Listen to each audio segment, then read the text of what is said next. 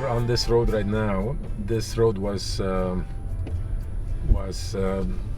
buggies and horses. And that when this land was given in 1853 was granted by the Queen of England to the original owners that we bought from them in some many years ago.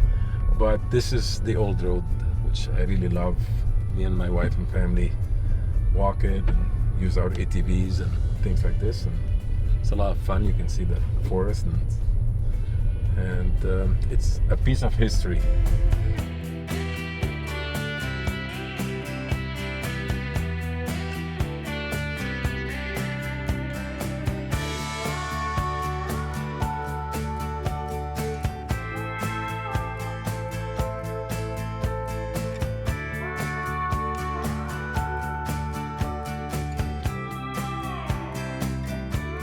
So we have 4 specialty barns. One barn for horse racing, one barn for jumping. This is for broodmare, for you have horses. Each one is different specialty, and you can see like the design of each barn is different. The tools inside, the size of the stalls is very different. But I'll take you to the main barn over there that has an equicizer, like a treadmill for horses that you can have 6 of them at the same time, and you can train them. Also, we have full racing ring, so with a starting gate.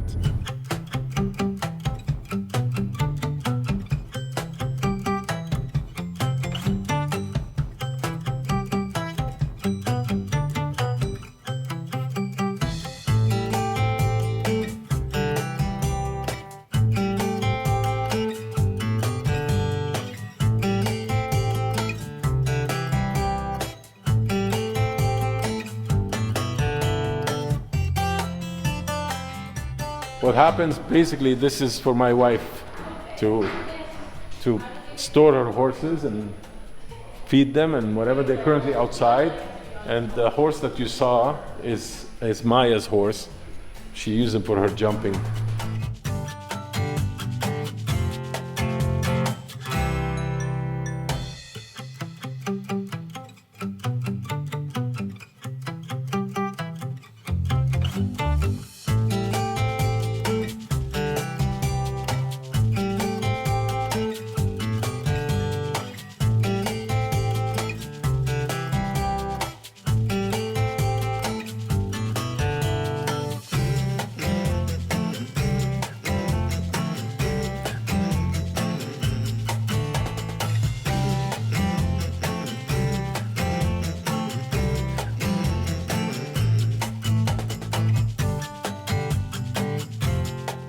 هلا فهمت ليش انت عايش هون.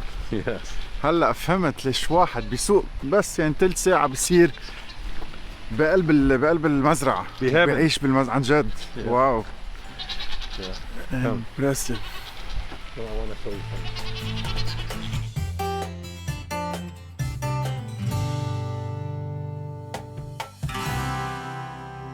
This barn was built in 1853. Still in its original shape. You can see the wood, the columns. It's a beautiful farm, and I'd love to keep it this way.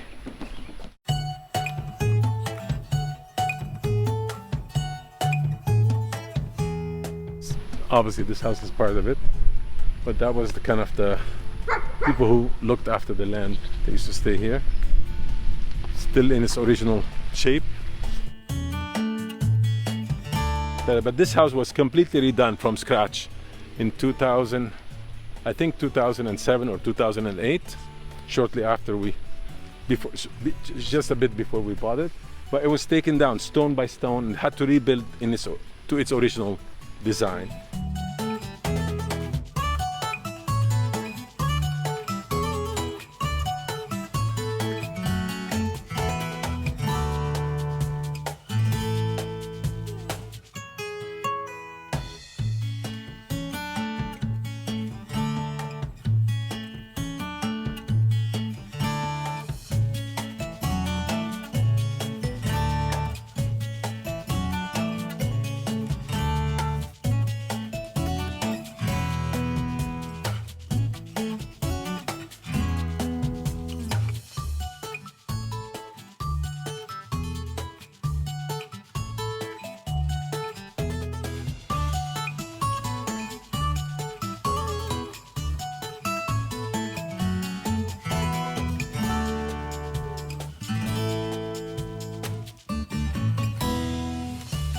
I wanted my wife and my kids to stay connected with their animals because it's very difficult.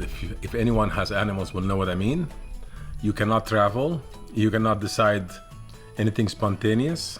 So every time we wanted to go somewhere, something goes wrong with a horse or a dog, and we have too many horses and too many dogs and goats and a complete zoo, functioning zoo here. So we started, I've hired a scientist, very smart scientist who studied animal science for years. She was a professor in a major university. And 2 years ago, I think, or 3 years ago, she joined us full time, and we started developing our textile platform into animals. And we published a number of papers, done all sorts of studies here and abroad, in Australia, in Sweden, in the States. Animals are part of my family and part of my life.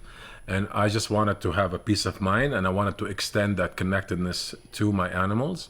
And on the other side of that connection, our vets, our animal vets are connected as well. So if the horse is colicking, for example, or a horse is sick, or a horse is not feeling well, or a dog is not feeling well, you don't have to send the horse to the hospital and find out if something wrong or not. At least this way, you can use the data and you can have a peace of mind, or you can ask and you can converse with your doctor with the evidence of the data playing in real time. So that's one of the reasons. It's a great opportunity, and we want to extend. We're launching this product, I hope, sometime toward the end of this year.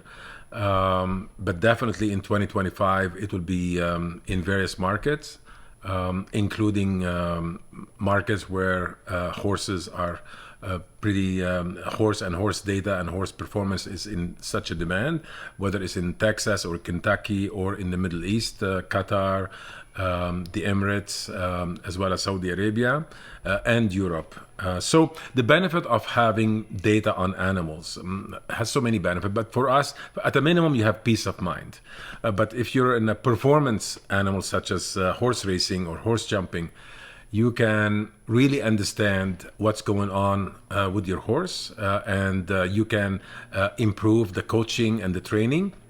And if you superpose data of the rider, which we have data of on humans, so using a bra or a tank top or an underwear, and if you superpose the data of the rider plus the data of the horse at the same time, you can really improve the small nuances, and you can improve the overall performance, be it jumping or racing. You can distribute weight. You can understand gait a lot more. You can understand the respiratory rate, the electrophysiology, the heart rate, the HRV data. All of those things will become really relevant in training and improving performance.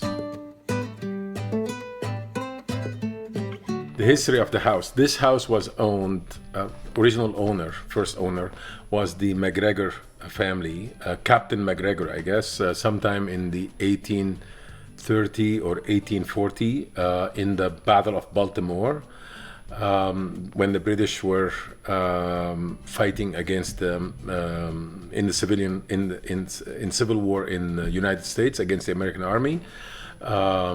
Peter McGregor, or one of the McGregor, was a captain in the British Army and happened to be there in the Battle of Baltimore and saved the Queen's son. He was injured in the battle, so moved him to Canada, and I guess healed. And the Queen decided to gift as a thank you, decided to gift this plot of land, around 300 acres, to the McGregor family. And that's the history of this farm. And so the McGregor built the first property. They had 10 kids, and they had the first, I think, surgeon or the first doctor who grew up in this family and stayed here until from 1853. The McGregor stayed here until probably if my memory serves me right, until 1985 or 1990, so over 120 years. And then the Simpson family. The Simpson was a pretty successful family in Canada. They had major department stores. They were in the fur business, and it's today owned by the Bay stores. Major downtown kind of real estate properties was the Simpson department stores. It was sold in 2003 when Mr. Simpson's passed away. He was married to Senator Kennedy, and Senator Kennedy stayed for a couple of years and then sold the house to the people we bought we bought the property from recently. I didn't want to live on a farm because we had a property downtown, and I wanted the hustle and bustle, I guess. But my wife loved horses, and it turned out to be the best decision I made because my kids are, they do all sort of chores, the property. They work the farm. They ride horses. They do a lot of activities outdoors. They're not stuck inside. So and it gives me so much. When I get home every day, doesn't matter what time of the day, as soon as I open the door, I feel I'm in heaven. It's an unbelievable feeling to live on a farm. So I'm glad my wife pushed me to make it happen. خلصنا بقى من التصوير والفيديو. Let's go have something to eat and have simple food and enjoy your time with us. يلا